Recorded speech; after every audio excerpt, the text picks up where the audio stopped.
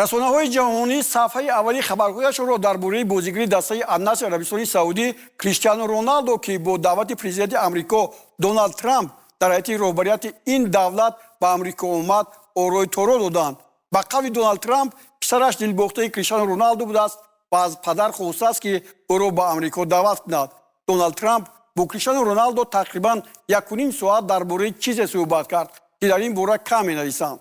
даъвати Криштиану Роналдо аз ҷониби Трамп боз шӯҳрати ин бозигар, нобиғаи футболи ҷаҳонро, ки ба 38 солагиаш нигоҳ накарда ҳанӯз аз ҷавонон беҳтар майдондорӣ мекунад, боло бурд.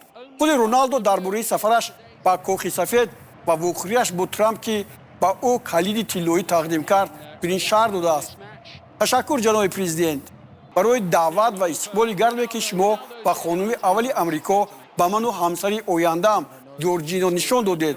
аз шумо сарфарозам.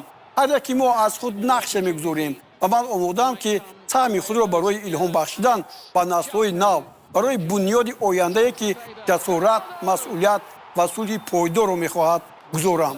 Трамп бошад аз зени сунин истифода бурда чунин наворҳоро таҳия кардааст, ки баҳои баланд гирифт.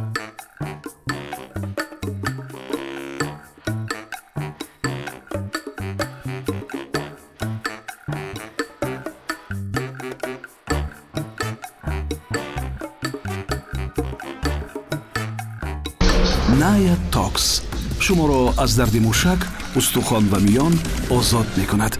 Naya Tox дарди шуморо давост.